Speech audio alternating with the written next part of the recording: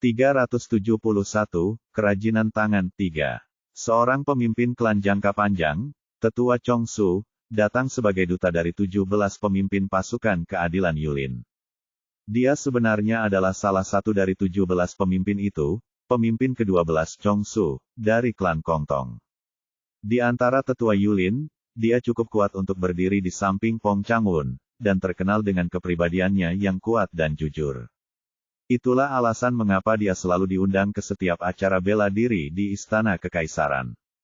Jika seorang pemimpin klan Yulin dan seseorang yang terkenal dengan keadilannya yang tidak memihak menegaskan asal-usul bekas luka mayat, maka tidak ada yang akan tidak setuju.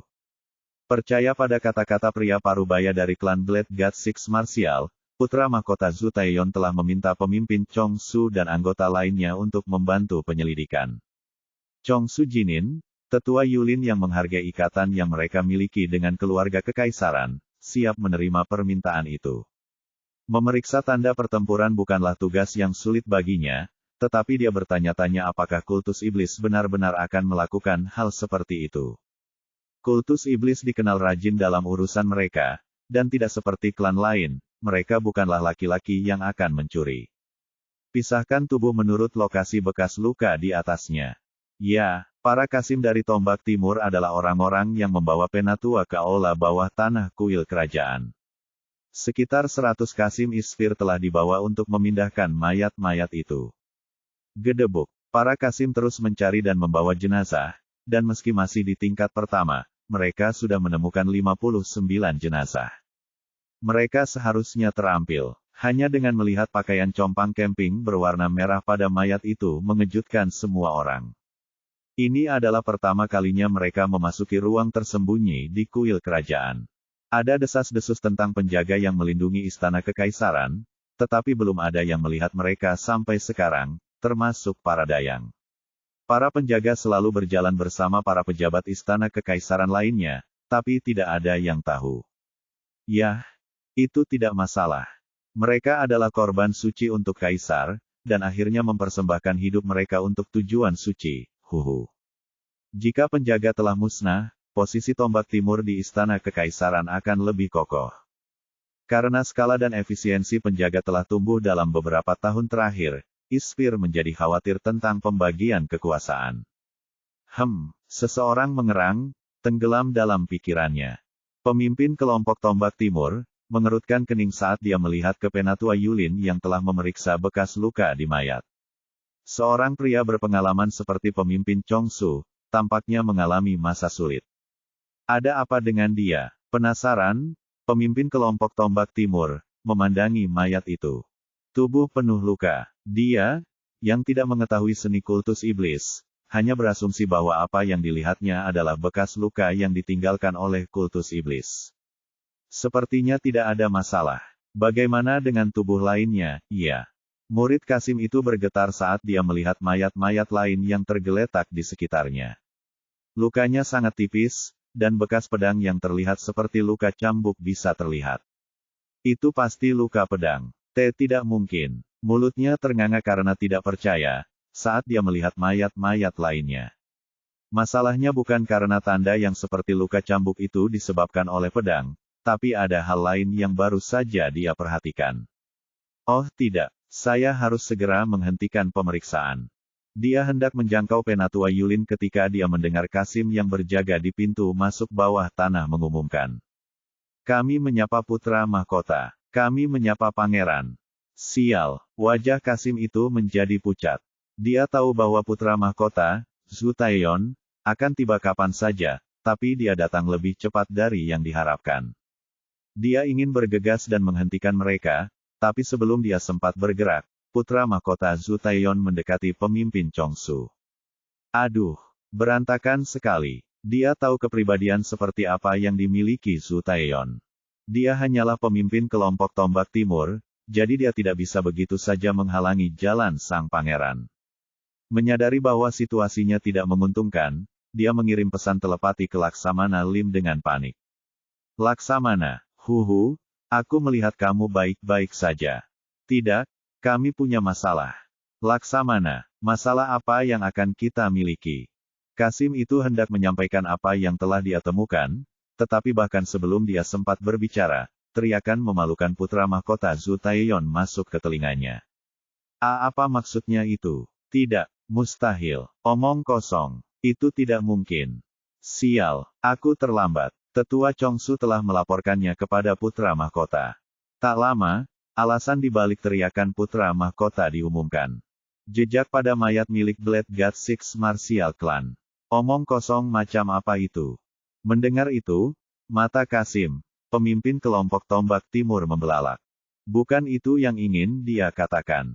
Laksamana Lim, yang wajahnya menjadi pucat setelah mendengar berita itu, menatap pria parubaya dari klan Blade God Six Martial dengan amarah membara di matanya.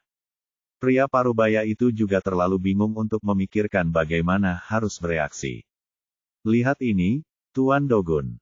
Tentang apa semua ini? Laksamana Lim bertanya kepadanya melalui pesan telepati. Pria parubaya yang berasal dari klan Blade God Six Martial pasti mengatakan bahwa semua persiapan telah dilakukan.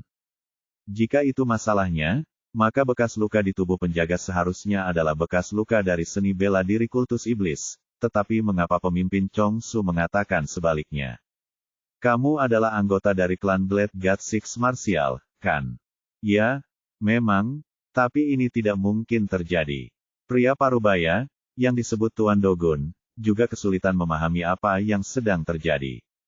Sebelum rencananya dimulai, Blood Master telah menyampaikan pesan kepadanya yang mengatakan bahwa semuanya sudah siap. Dia adalah salah satu dari 6 master paling terampil di klan, dia tidak mungkin membuat kesalahan seperti itu. Apa artinya ini, Tuan Darah? Tuan Dogun menatap Kasim dan kemudian Laksamana Lim.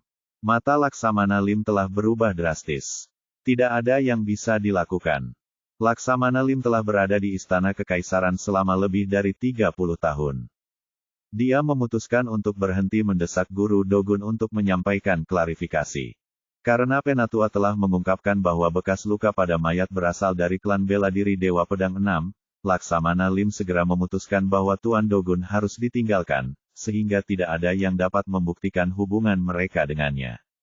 Laksamana Lim segera mengirimkan pesan telepati kepada pemimpin rombongan. Segera, tinggalkan semua rencana yang kita miliki dengan klan The Blade God Six Martial serta pria di sebelahku ini. Meskipun Pangeran Zhu Taihan dan pengawal istana tidak tahu tentang identitas pria parubaya itu, Laksamana Lim tahu betul bahwa dia harus menghapus semua variabel yang dia bisa untuk menyelamatkan dirinya sendiri. Namun, Kasim itu terlalu bermasalah dengan pemikiran lain bahkan untuk mendengarkan perintah itu. Laksamana, bukan itu masalahnya. Mayat, bahkan sebelum dia bisa menyelesaikannya, suara pemimpin Chongsu terdengar keras dan jelas. Dan itu bukan segalanya, Yang Mulia. Ada juga bekas luka ilmu pedang yang bergelombang di mayat. Yang berbeda. Mata Laksamana Lim yang merah karena marah berubah menjadi keterkejutan mutlak. Pedang gelombang tinggi. Itu adalah ilmu pedang yang dibuat khusus untuk Kasim oleh guru dan mantan Laksamana Tombak Timur. Saat ketenaran Isfir mulai menyebar, ilmu pedang mereka dianggap sebagai seni utama. Apa artinya ini? Apa? Terkejut, Laksamana Lim berlutut di depan Zhu Taeyeon. Dengan suara penuh keputusasaan, dia berkata, "Tidak, Yang Mulia, itu tidak bisa BY. Jika mayat di dalam kuil kerajaan memiliki bekas luka pedang gelombang tinggi, maka itu berarti para Kasim dari Tombak Timur juga terlibat dalam pemberontakan dan telah membantu membunuh penjaga istana kekaisaran." Pemimpin Chongsu, anggota Yulin, berbicara dengan suara penyesalan. Aku melihat sekitar 20 mayat. Itu pasti ilmu pedang gelombang tinggi. Laksamana. Pemimpin Chongsu. Tidak mungkin. Bagaimana bisa? Laksamana, lihat mayat-mayat ini. Saya memeriksa ulang semuanya, tetapi tidak ada yang muncul. Tanda ini ditinggalkan oleh anak buahmu. Saya melihat kesenian ini pada upacara tarian di masa lalu.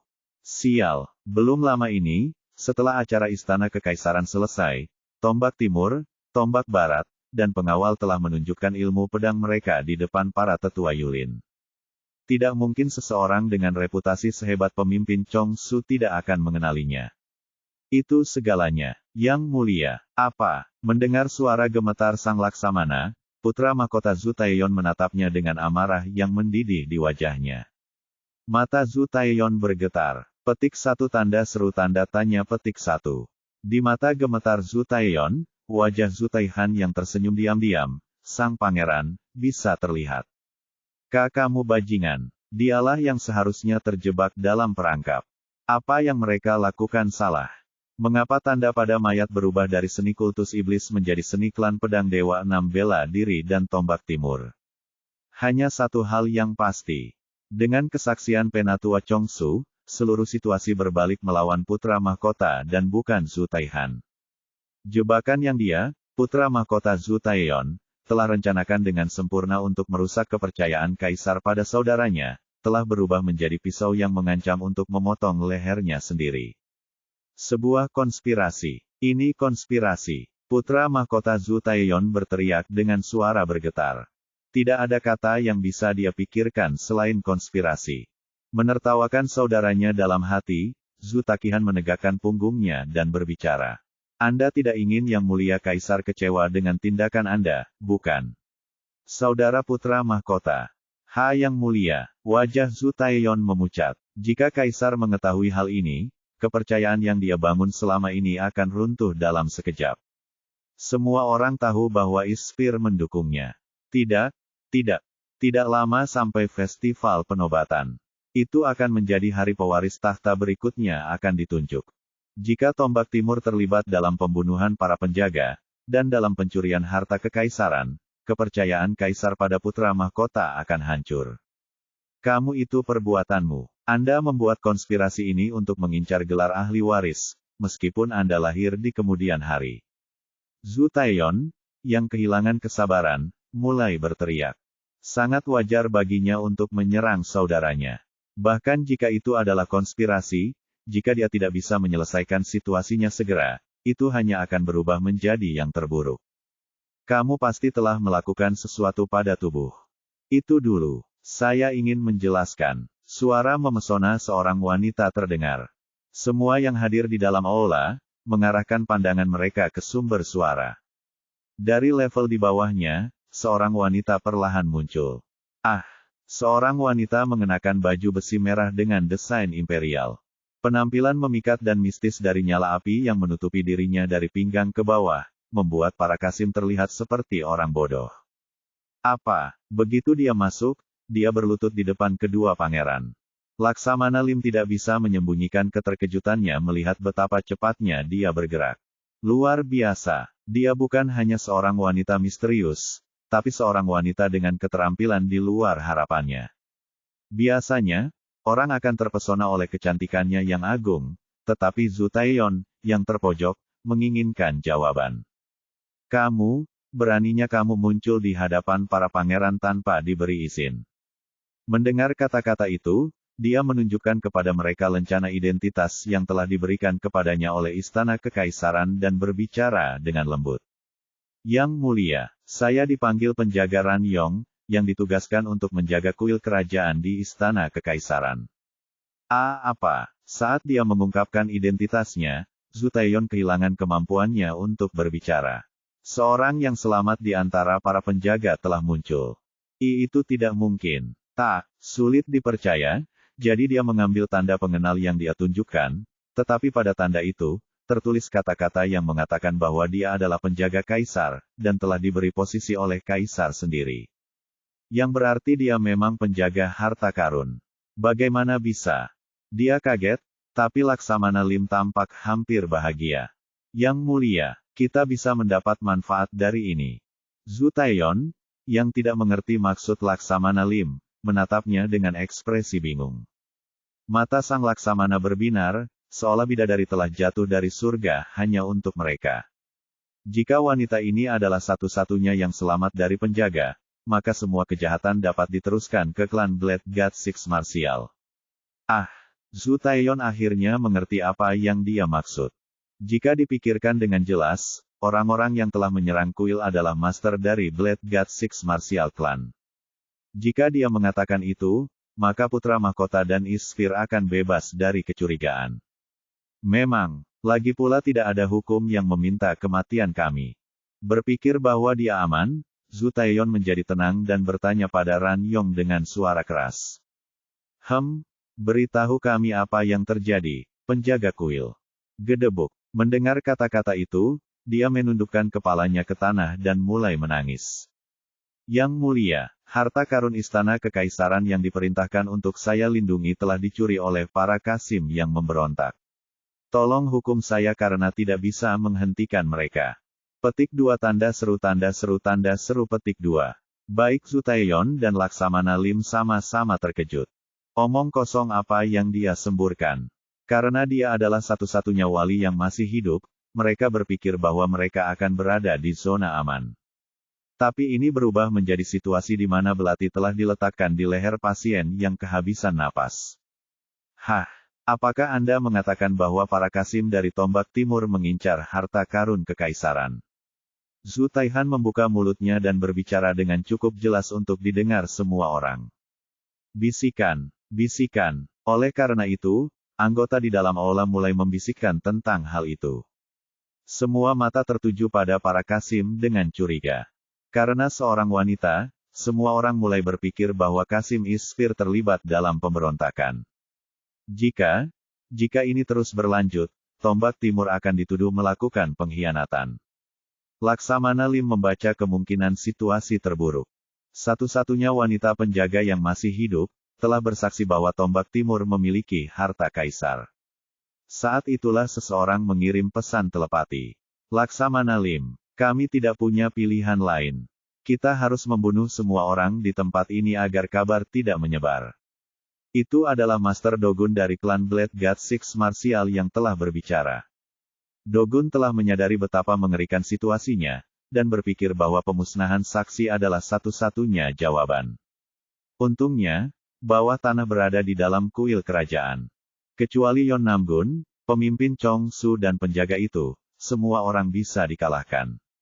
3 orang yang terampil, tetapi Tombak Timur memiliki kekuatan yang luar biasa. Sekitar 100 Qasim berada di dalam bawah tanah, menambahkan Master Dogun dan Laksamana Lim, menundukkan mereka adalah mungkin. Jika kita membunuh mereka, kebenaran bisa dimanipulasi. Mata Laksamana Lim bergetar setelah menganalisis saran Master Dogun. Situasi sudah berbalik melawan mereka. Dan jika mereka melakukan apa yang dia sarankan, semuanya akan kembali normal. Putuskan dengan cepat. Tidak ada jalan lain. Laksamana Lim mengangguk sebelum menggigit bibirnya yang bercat merah. Jika orang-orang yang hadir diizinkan pergi, itu akan menciptakan neraka bagi Tombak Timur. Laksamana Lim, yang sampai pada kesimpulan ini, berteriak kepada para Qasim. Putra mahkota telah ditipu. Singkirkan semua pemberontak ini dan lindungi putra mahkota.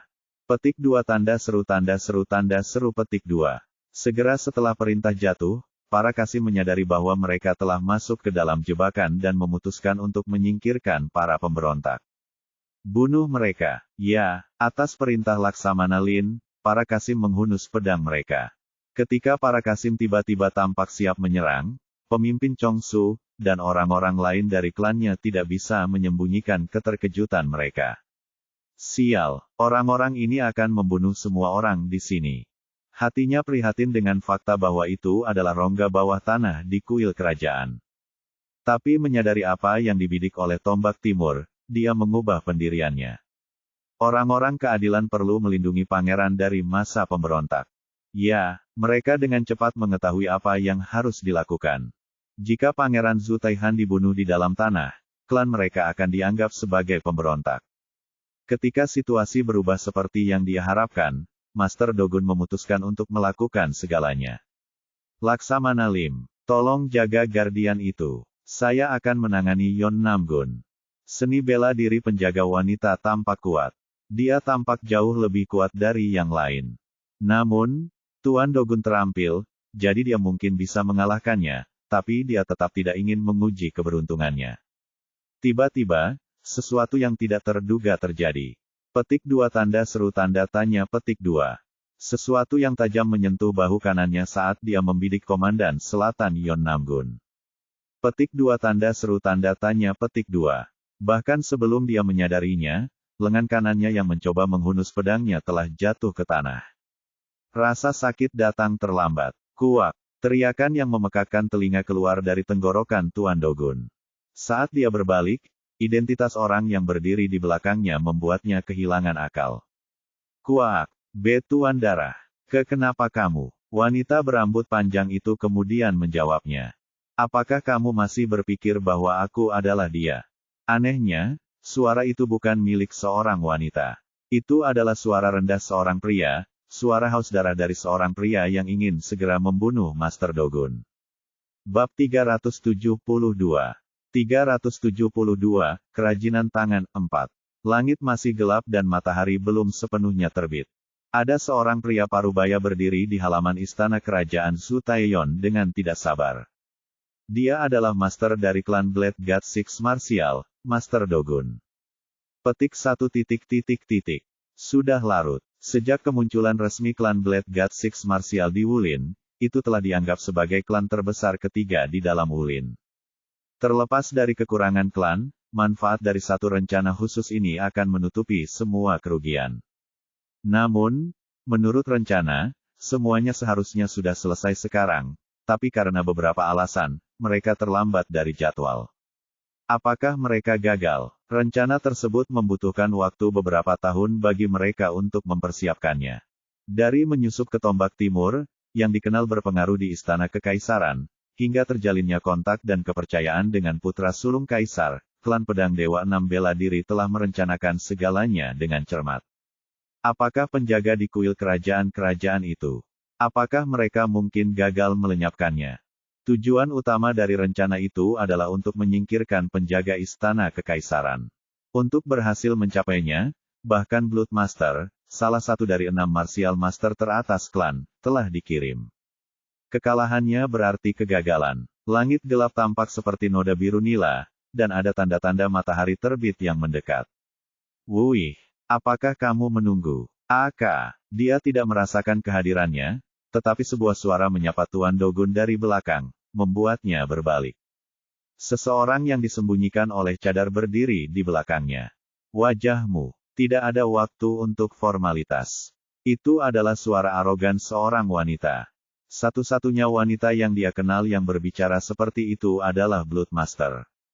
Dia kemudian dengan sengaja menunjukkan kepadanya pertumpahan darah dan kerusakan yang disebabkan oleh api penjaga di tubuhnya. Dia terluka dalam pertempuran dengan Guardian. Semua orang tahu bahwa api kilin sulit untuk ditundukkan. Namun, tidak mungkin Blood Master, yang dikenal karena kesombongan dan harga dirinya, membiarkan dirinya terluka karenanya. Blade Master Dogun memutuskan untuk tidak terlalu memikirkan masalah ini dan segera mengirimnya ke putra mahkota Su Taeyeon. Siapa yang tidak akan mengenali suara dan nada Blood Master bahkan dengan wajahnya yang tersembunyi. Kuak. Mereka berada di tingkat 1 kuil bawah tanah kerajaan ketika lengan Tuan Dogun tiba-tiba dan dengan kejam dipotong dari tubuhnya. Apa yang dilakukan wanita gila ini? Wong. Bahkan Kasim Tombak Timur tidak bisa bersembunyi di balik mereka atas apa yang baru saja terjadi. Siapa yang bisa meramalkan bahwa orang bercadar, yang seharusnya menjadi sekutu Blade Master, tiba-tiba akan kehilangan salah satu lengan dari tubuhnya dengan serangan mendadak. Namun, mereka tidak diberi waktu untuk berkeringat. Keping, kuak, kamu, itu karena Komandan Selatan, Yon Namgun, dan para pengawal di belakangnya mengambil tombak mereka dan menyerang. Kalahkan para pemberontak ini dan lindungi yang mulia, putra mahkota, dan anggota Tombak Timur kita. Ya, perintah Laksamana Lim untuk membunuh jatuh, dan akhirnya menyebabkan pertarungan habis-habisan. Dalam sekejap, kuil bawah tanah telah berubah menjadi medan pertempuran. Berkat itu, para Kasim tidak punya banyak waktu untuk menyalakan Blade Master Dogun. Apakah kamu masih berpikir aku adalah Blood Master? Melupakan rasa sakit yang menjalar di lengan, Dogun memandangi cadar dengan mata terbelalak. Dia begitu yakin bahwa suara itu milik Blood Master sehingga dia bahkan tidak perlu repot-repot memeriksa wajah orang itu. Tapi, bagaimana pria ini melakukannya? Suara laki-laki. Untuk dapat mengubah suara seseorang dengan sempurna, hal seperti itu tidak masuk akal. Mata-mata terkadang meniru suara menggunakan trik unik, tapi itu hanya mungkin jika suaranya berjenis kelamin sama. Ekspresi Dogun berubah pahit. Kamu, siapa kamu? Dia sangat bingung hingga otaknya hampir berhenti berfungsi. Untuk suaranya mengubah dan menyamar sebagai Bloodmaster berarti pria ini mengetahui segalanya tentang rencana mereka, rencana yang dimaksudkan untuk menjadi sempurna. Untuk pertanyaannya, pria itu menjawab dengan santai. Orang mati tidak membutuhkan jawaban. Setelah mendengarnya, dia merasakan kekuatan berat mendarat di senjatanya. Hah! Blade Master Dogun, yang inderanya meningkat karena lengannya hilang, segera melompat mundur untuk menciptakan celah antara dirinya dan Youn. Untungnya, dia mampu merespons dengan cepat saat dia mulai mengumpulkan energi di sekitar klub raksasanya untuk mempertahankan dirinya. Caeng! Ajaibnya dia berhasil lolos dari pemanggalan sambil senjatanya untuk bertahan dari serangan kejam lawannya.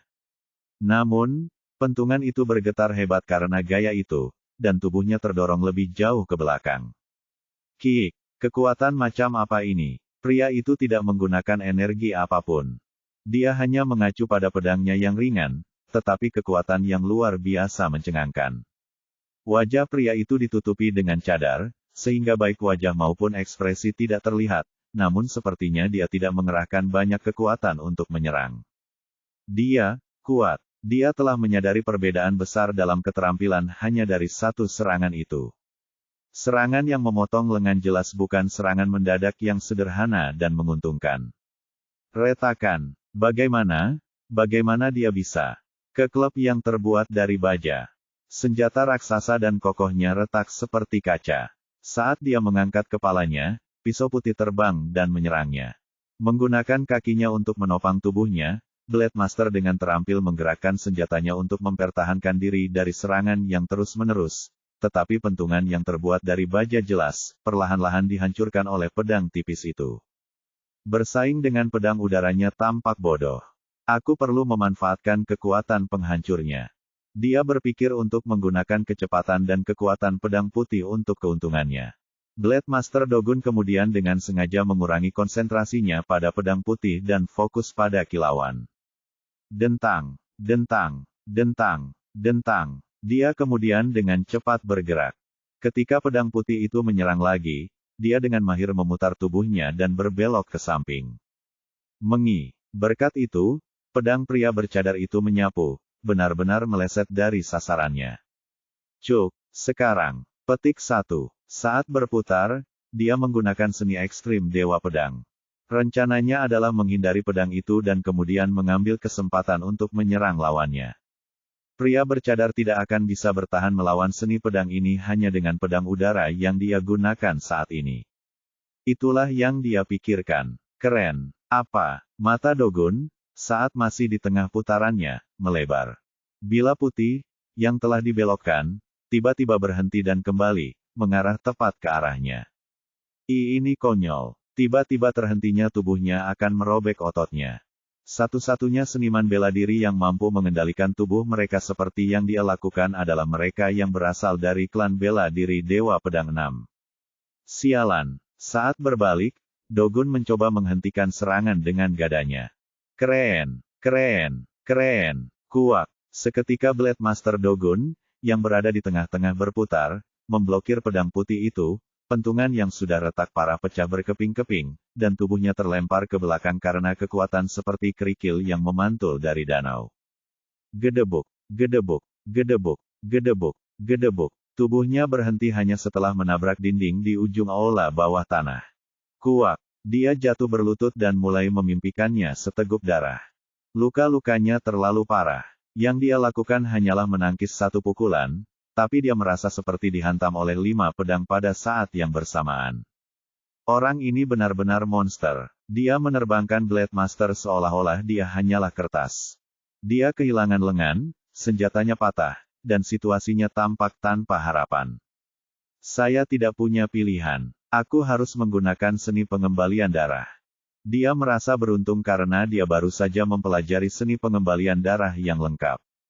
Terlepas dari efek di sekitarnya, melihat situasi putus asa saat ini, dia tahu bahwa tidak ada pilihan lain selain menggunakan teknik itu. Jika aku tidak membunuh monster itu, dunia kita akan kacau balau. Cedera internal terlalu parah, dan kemungkinan bertahan hidup dengan satu tangan terlalu rendah. Jika demikian, dia harus bergandengan tangan dengan orang lain. Setidaknya, jika monster yang satu ini dihilangkan, Kasim Tombak Timur akan mampu menghadapi Zhu Taihan dan yang lainnya. Gedebuk. Seni pengembalian darah dimulai menyebabkan perubahan besar pada tubuhnya. Pembuluh darah di tubuhnya mulai bermunculan seperti gunung berapi yang akan meletus. Wajah dan otot tubuhnya membesar secara signifikan, sementara rasa sakit akibat luka perlahan menghilang. Energi internal saya meningkat. Dia belum pernah menggunakannya sebelumnya, tetapi yang mengejutkan, energi internal di tubuhnya telah meningkat pesat. Dia akan mampu mengerahkan kekuatan luar biasa terlepas dari teknik yang dia gunakan. Kuku. Dengan kekuatan ini, tak peduli seberapa mirip monstermu. Koak, hah. Pria bercadar itu tiba-tiba muncul di belakangnya dan memegangi kepalanya saat dia berbicara. Kamu menggunakan teknik yang bahkan kamu tidak mengetahuinya. Apa? Pada saat itu, cahaya terang mulai bersinar dari tangan pria bercadar itu. Kejutan listrik kemudian dikirim ke seluruh tubuh Dogun. Jiring, kuak, Blade Master menjerit dan meratap saat listrik menimbulkan kekacauan di dalam tubuhnya. Belum pernah dia mengalami rasa sakit seperti itu. Dimulai dari nadinya, sengatan listrik mengalir ke seluruh tubuh dan mengganggu aliran energi internalnya. Oleh karena itu, perubahan cepat pada fisiknya dikembalikan, dan dia kembali ke keadaan semula. Cewek. Ketika sengatan listrik yang hampir mengirimnya ke alam baka berhenti, Blade Master Dogun menatap pria bercadar itu dengan putus asa di matanya dan bertanya. Omong kosong macam apa? Buang. Dia bahkan tidak bisa menyelesaikan apa yang ingin dia tanyakan. Melihat Master Pedang yang jatuh, Chun Youn meringkuk dengan nada tenang.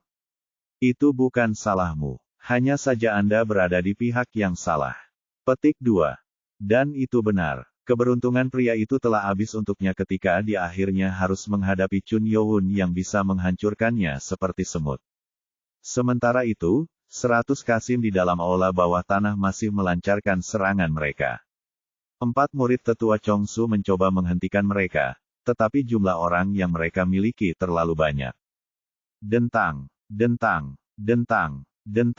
Yah, para Kasim tidak terlalu mirip, tetapi keterampilan mereka berada pada level yang sama sekali berbeda. Para Kasim adalah pengguna pedang yang terampil, dan mereka secara akurat mengarahkan pedang mereka ke titik darah lawan. Oleh karena itu, bahkan para murid klan mengalami kesulitan. Kita seharusnya menangkap putra mahkota dulu. Penatua Chongsu sedang dalam kesulitan. Gagasan untuk melindungi Zhu Taihan dari serangan Kasim dianggap sebagai prioritas pertama. Namun situasi ini akan jauh lebih mudah jika mereka menangkap putra mahkota Zhu Taiyon terlebih dahulu. Ada begitu banyak dari mereka, ini akan sulit. Laksamana Lim yang telah memberi perintah untuk menyerang, segera menarik putra mahkota Zhu Taiyon menjauh dari depan medan pertempuran. Setelah mempelajari seni bela diri, dia menangkap Zhu Taiyon dengan langkah ringannya yang unik dan mengincar nyawa Zhu Taihan. Namun, usahanya gagal. Bukan yang biasa, wanita itu. Ketika para Kasim telah bergerak untuk membunuh Zhu Taihan, wanita yang tergeletak di hadapannya, Ran Yong, telah membuat perisai dari api dan memblokir semua serangan. Itu bukan cara ki api yang biasa digunakan. Apa yang membuatmu begitu lama? Laksamana, apakah Anda berencana membunuh mereka semua? Zhu Taiyon, yang baru saja berhasil melarikan diri dari bahaya berkat Laksamana Lim, berteriak dengan wajah cemas. Seakan tidak cukup bahwa rencana itu gagal total, Laksamana Lim telah memutuskan untuk membunuh semua orang di aula.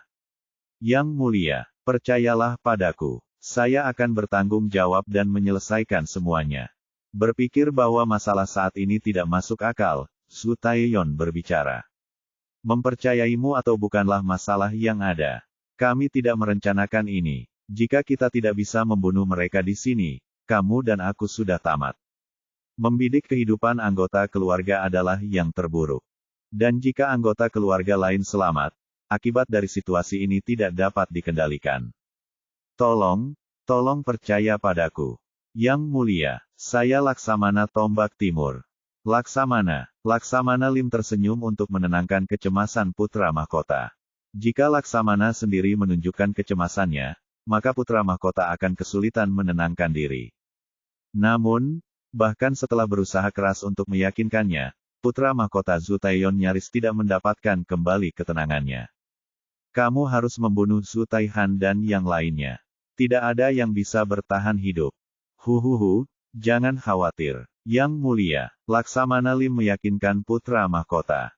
Dia khawatir dengan pergantian peristiwa ini, putra mahkota akan meninggalkannya, tetapi yang terjadi sebaliknya, jadi dia merasa puas. Laksamana Lim kemudian memeriksa perkembangan pertempuran. Dentang, dentang, dentang. Pertarungan telah berlangsung lama. Para pria dari Yulin dan wanita bernama Ran Yong sibuk berkumpul dengan para Kasim yang mengincar Zhu Taihan. Hah, dentang, dentang, dentang. Pemimpin kelompok tombak timur berhadapan dengan komandan selatan Yon Namgun. Awalnya, Yon Namgun telah merawat para Kasim di pintu masuk bawah tanah, tetapi ketika Zhu Taihan tampaknya berada dalam krisis, dia berlari untuk menyelamatkan sang pangeran, hanya untuk dihalangi oleh pemimpin Ispir. Kamu melakukannya dengan baik memblokir dia. Jika dia tidak berhenti, maka perlindungan Zhu Taihan tidak akan bisa ditembus. Selain itu, jika Yon Namgun dan semua pengawalnya dilarang membantu Pangeran Zhu Taihan, maka berkumpul dengan orang-orang di dalam aula akan menjadi hal yang mudah. Mereka harus ditangani terlebih dahulu, dan kemudian sang pangeran harus diurus. Yang mengejutkan, 4 server berhasil memblokir serangan para Kasim terhadap pejabat kekaisaran. Para pengawal dengan ketat memblokir serangan para Kasim untuk melindungi para pejabat karena kata-kata mereka akan memiliki arti di pengadilan. Apakah para pengawal selalu yang terbaik dalam hal ini?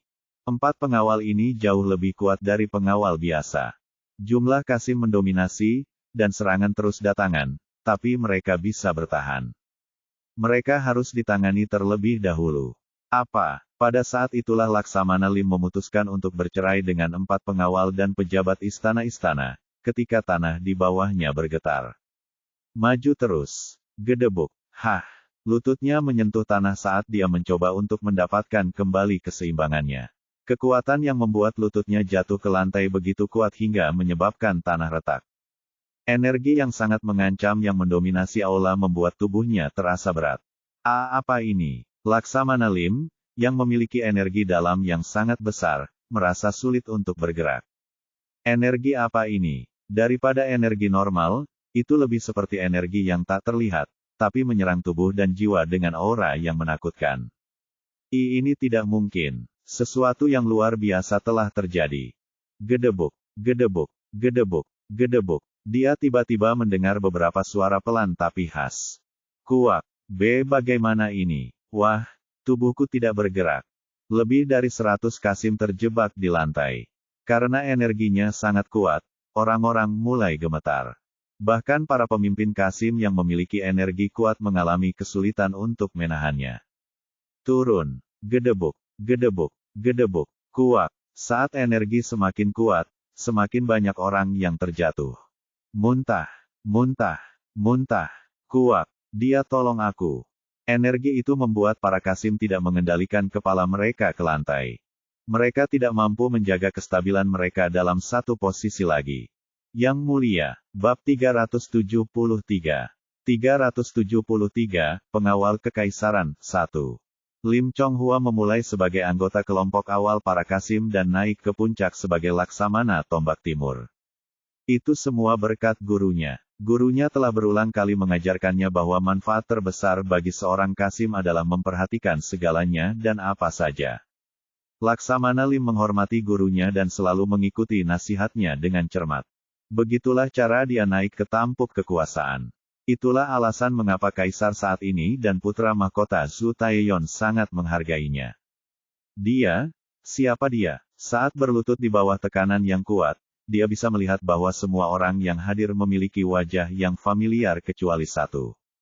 Seseorang yang belum pernah dia temui berdiri di sana di antara kerumunan. Meskipun pria yang tidak dikenal itu tidak terlihat mampu, perasaan takut yang dia dapatkan darinya saat dia berdiri di sana dengan rambut panjang dan wajah pucat, menguasai seluruh aula. Apakah itu benar-benar manusia? Kuak, tubuhku. Meskipun anggota Tombak Timur berusaha keras, mereka tetap tidak bisa berdiri. Seberapa kuat pria itu membuat semua orang gemetar hanya dengan melepaskan auranya. Yang lebih mengejutkan, satu-satunya orang yang berlutut adalah Zhu Taeyeon dan para Qasim. Yang lain berdiri di atas kaki mereka dengan baik. Hah, bagaimana ini mungkin? Penatua Chongsu, penatua pasukan keadilan yang sudah lama, yang baru saja bertarung dengan para Qasim, mengedipkan mata. Bukan hanya dia, murid-muridnya juga tidak terpengaruh oleh tekanan itu. Apakah ini mungkin? Tampilan seperti itu bukanlah sesuatu yang bisa dilakukan siapa saja. Pria tak dikenal ini bertindak seolah-olah mengendalikan energi besar ini seperti menghirup udara.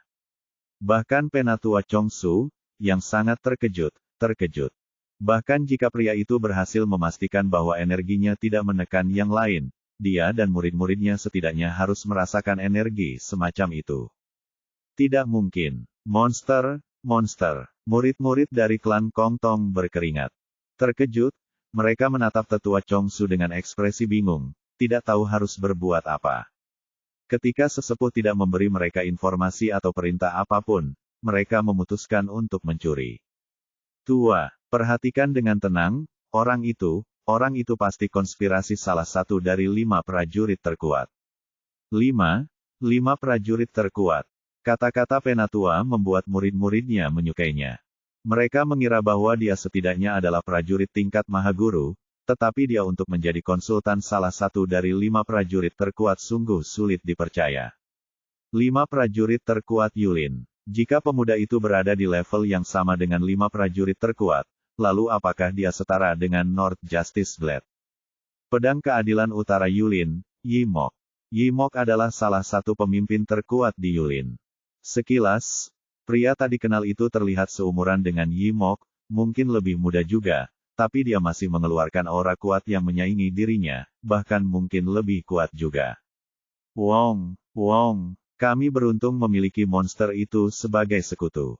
Menanggapi pemikiran anggota klan Kong Tong, Pangeran Zhu Taihan merasa senang dengan pilihan yang telah dibuatnya. Dia mengira semuanya akan hilang ketika Tombak Timur menyerangnya, tetapi dia tidak pernah membayangkan bahwa mereka yang ingin membunuhnya malah akan pingsan.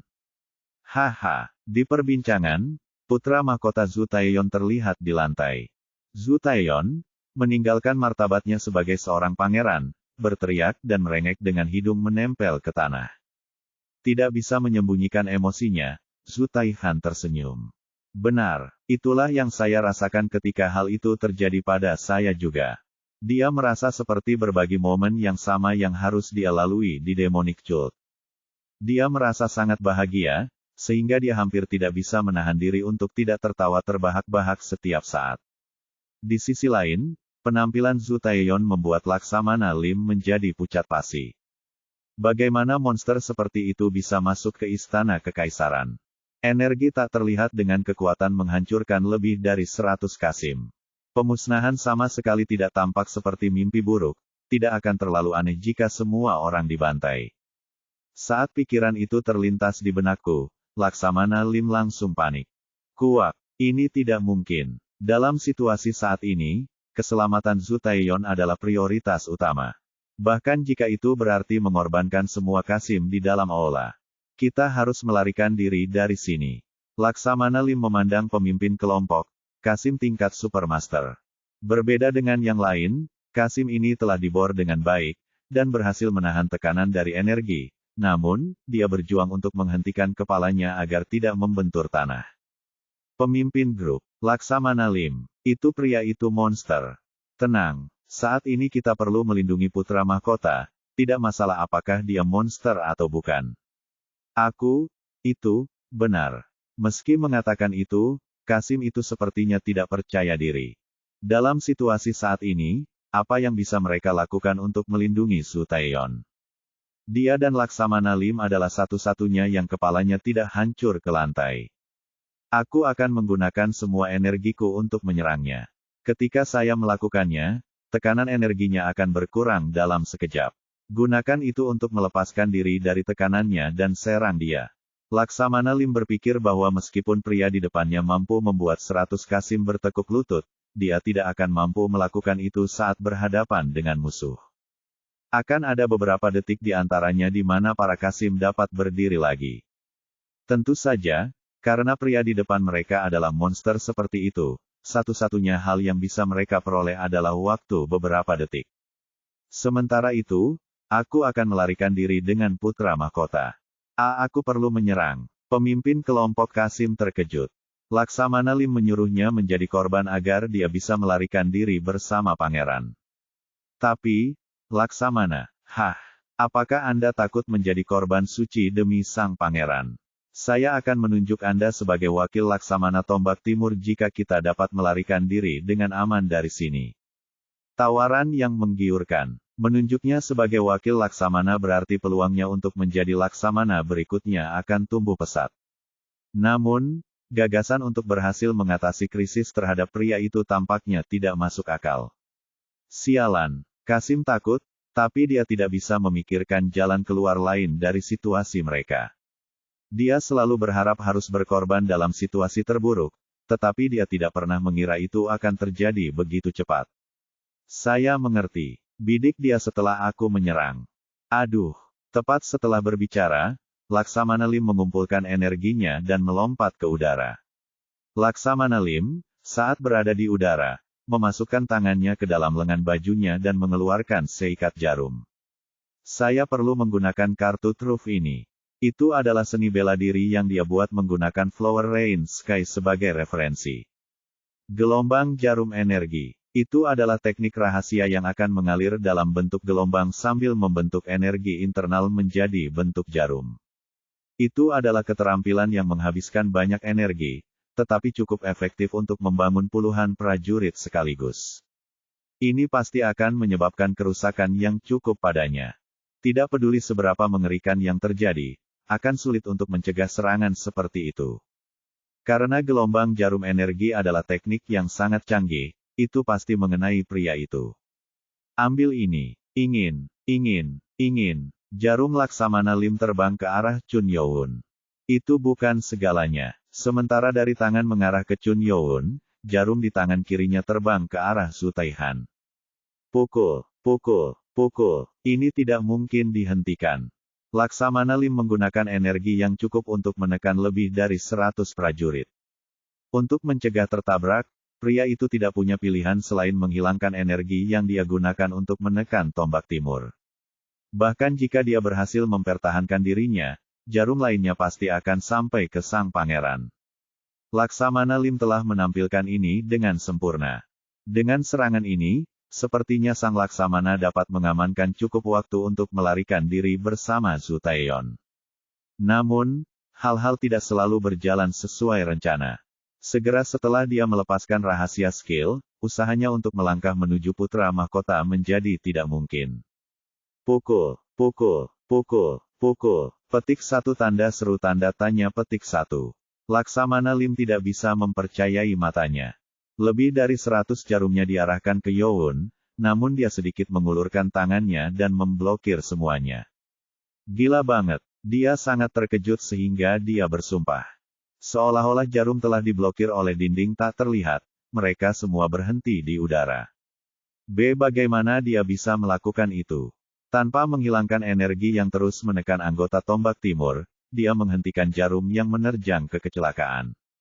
Itu adalah tugas yang mustahil kecuali dia adalah seseorang yang memiliki pengalaman dan keahlian yang luar biasa. Namun, tanpa sepengetahuannya, Chun Youn memiliki nano. Erosi berhasil. Energi guru telah berhasil menyusup ke dalam jarum dan telah menguasainya. Suara nano terngiang di pikiran. Serangan ini bahkan tidak mengesankan. Kamu, malu dengan kata-kata Youn, Laksamana Lim mengeluarkan semua jarum yang tersisa dan menyerangnya sekali lagi, tetapi Youn mengulurkan tangannya dan memerintahkan Nano. Nano, kembalikan jarum-jarum ini padanya. Mengikuti perintah guru. Mengaktifkan sistem jarak jauh panel pada jarum. Sasaran, pengguna jarum. Berbunyi. Mata Chun Youn bergetar dengan cepat, menciptakan partikel berbentuk salib merah, semuanya ditujukan ke Laksamana Lim. Mengi, jarum, yang berhenti di udara, berputar. Apa yang kamu lakukan?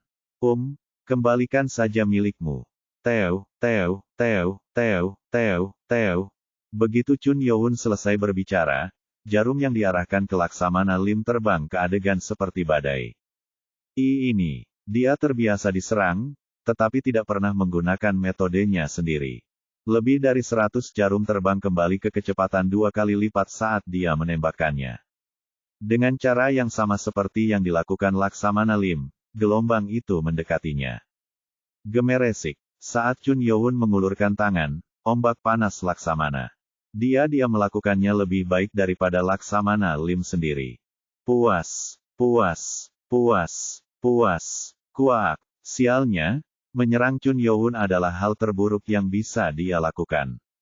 Tidak seperti serangan Laksamana Lim yang diarahkan ke bagian tubuh secara acak, serangan Chun Youn hanya ditujukan ke satu titik. Yang berarti akan ada hujan jarum, pertunjukan luar biasa yang tidak akan pernah bisa dihentikan. Gedebuk. Dasar iblis yang mengerikan. Tubuh Laksamana Lim terletak di lantai dengan banyak jarum tertusuk di tubuhnya. Mungkin karena dia telah menggunakan energinya yang tersisa untuk melindungi tubuhnya, jarum tidak menembus sepenuhnya tetapi hanya menembus tubuhnya secara dangkal. Laksamana Lim, yang sangat kesakitan, menatap pemimpin kelompok Qasim dengan kemarahan di matanya. Apa yang dia lakukan? Menurut rencana, Qasim itu seharusnya memukul Chun Youn dari belakang. Namun, ketika dia melihat ke atas, dia menyadari bahwa Qasim itu telah dihadang oleh para penjaga dan tidak dapat bergerak. Apa-apaan ini? Orang yang menghalangi Qasim itu adalah Yon Namgun. Qasim telah mencoba untuk segera bergerak menyerang Chun Youn, tetapi Namgun bersama para pengawal telah berhenti. Dia pikir dia bisa melewati para pengawal, tapi itu tidak mungkin dia. Mengi, pengawal memiliki seorang wanita bernama Ran Yong di pihak mereka. Dia menyebarkan api di pedangnya dan menusuk bahu pemimpin kelompok itu. Cik, kuak. Dengan pedang yang terbakar, dia tidak benar-benar berdarah, tetapi flame ki dengan cepat mengalir ke tubuhnya. Dia ingin menyingkirkan monster itu, tapi wanita itu ikut campur. Jangan berani-berani mencoba menyerang tuanku.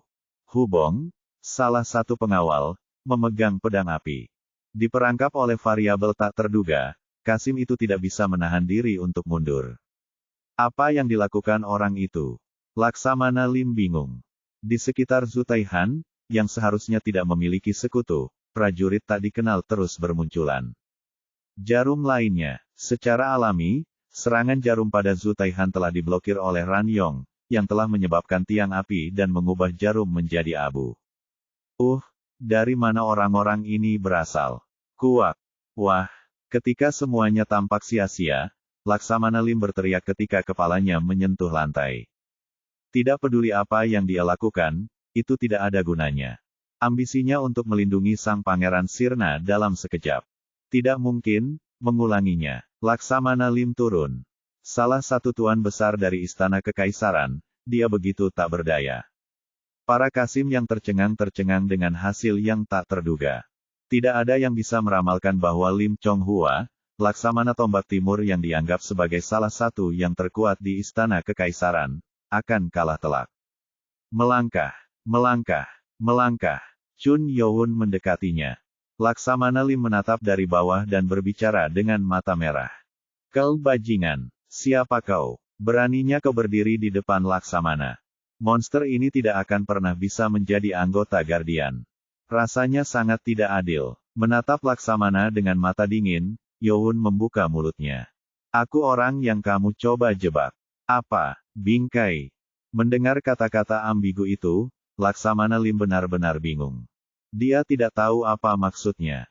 Hingga sebuah pemikiran tidak logis yang sama sekali tidak masuk akalnya, tiba-tiba terlintas di pikiran. Tunggu, apakah kamu? Kultus Iblis. Pria mengerikan di depannya. Chun Youn, penguasa 10.000 gunung, penguasa kultus iblis. Bagaimana ini bisa terjadi? Saya kira Anda menyadari dosa yang Anda lakukan sekarang. Maka kamu juga harus tahu nasibmu, kan? Mendengarkan kata-katanya, Laksamana Lim berteriak marah. Tunggu. Aku Laksamana, industri. Apalagi jika kamu berasal dari iblis. Memotong. Bahkan sebelum dia bisa menyelesaikan kata-katanya, pedang itu melewatinya dengan cepat. Itu sangat mendadak sehingga sang Laksamana bahkan tidak menyadari apa yang baru terjadi padanya. Jadi bagaimana jika kamu adalah anak buah kaisar? Petik 2 tanda seru tanda tanya petik 2. Gedebuk. Dia sepertinya sedang mencoba mengatakan sesuatu, tetapi kepalanya sudah berada di tanah, terpisah dengan tubuhnya yang bersih. Bab 374. 374, Pengawal Kerajaan, 2. Tidak, Laksamana Lim.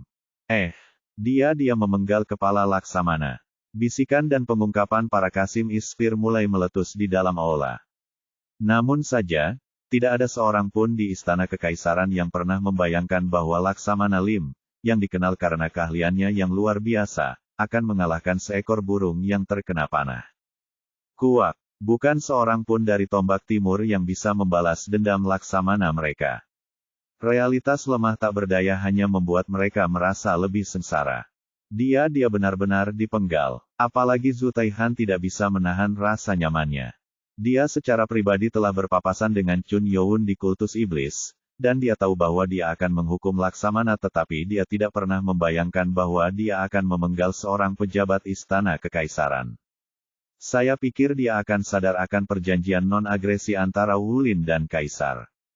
Chun Youn saat ini berada di istana kekaisaran, yang berada di pusat kekaisaran.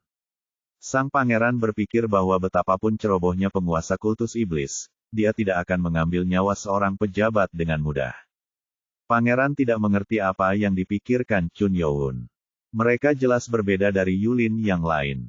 Zhu Taihan melirik tetua dari klan Kongtong. Murid dan anggota klan Kongtong telah menekan para Kasim tanpa menumpahkan darah atau mengambil nyawa, semuanya untuk menghormati perjanjian.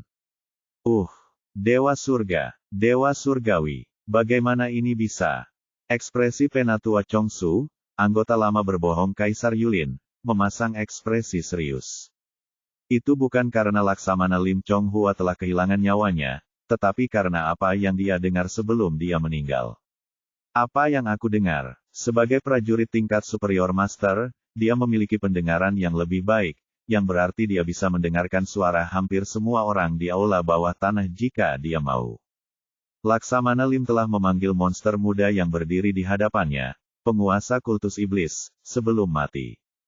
Dia adalah penguasa kultus iblis. Dia berasumsi bahwa Youn adalah seseorang yang dekat dengan keluarga kekaisaran. Namun, ketika dia mendengar kata kultus iblis, dia tidak bisa tidak terkejut. Pria ini tidak hanya memasuki istana, tindakannya juga akan menyebabkan perubahan politik yang sangat besar. Dia pasti Chun Youn. Dia telah mendengar tentang penguasa baru dari kultus iblis melalui Jegal Sohi, seorang ahli strategi yang telah dikirim bersama utusan ke kultus iblis. Belum lama sejak pemuda itu menjadi penguasa kultus iblis, dan dia telah mengirim utusan resmi ke Yulin. Pada saat itu, salah satu dari 5 prajurit terkuat Yulin, Chun Yuzhong, telah mengikuti otoritas demi membuat kesepakatan. Dia masih anak-anak, benar-benar lelucon. Semua yang dia dengar dari pertemuan itu terkesan bohong. Orang ini bukan anak kecil, tapi monster jahat. Dia bukan naga yang tumbuh, tapi naga dewasa. Yang Wunah. Chongsu secara telepati memanggil salah satu muridnya. Lebih tua. Perhatikan pakaian dan fitur wajah pria itu, saat kita kembali ke klan kita, kamu harus menggambar potret. Izin, muridnya Yang Wo bingung dengan permintaannya. Menyadari keraguan yang dimiliki muridnya, tetua itu berbicara. Orang itu adalah penguasa kultus iblis, Chun Youn. Kultus iblis. Penguasa kultus iblis. Yang Wun terkejut mendengar kata-kata, penguasa kultus iblis. Dia tampak muda, namun memiliki kekuatan yang luar biasa. Tidak mengherankan bahwa murid itu mengira bahwa itu adalah seorang lelaki tua yang telah mengalami metamorfosis, tetapi dia untuk menjadi penguasa kultus iblis. Kemudian hal-hal yang lebih penting dengan cepatnya terlintas di benak saya. Bisakah anggota sekte iblis ada di tempat ini? Meskipun mereka telah membentuk aliansi dengan kultus iblis, kultus penguasa iblis adalah kekuatan musuh yang telah menjadi konfrontasi konstan dengan Yulin selama ratusan tahun. Orang seperti itu menyerang istana-istana tanpa pemberitahuan sebelumnya. Pasti akan ada di Yulin karena ini. Jika bukan karena persekutuan yang ada, masalah akan menyebabkan kegemparan besar. Penatua Chongsu memperingatkan muridnya yang tidak bisa mengendalikan ekspresi. Pertama, tenangkan ekspresimu. Jangan pernah berpikir untuk berbicara atau terlihat seperti Anda tahu mereka milik kultus iblis. Dipahami. Meskipun dia menjawab, Yang Wo tidak bisa menahan perasaan kecewa. Sepertinya Penatua Chongsu, salah satu dari 17 pemimpin Yulin, yang dikenal sebagai pejuang yang kuat, takut menghadapi penguasa kultus iblis.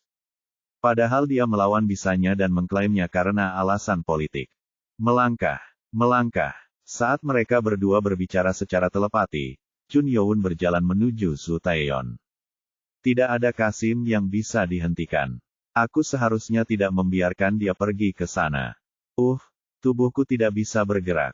Lutut mereka berada di lantai, dan mereka kekurangan tenaga untuk berdiri.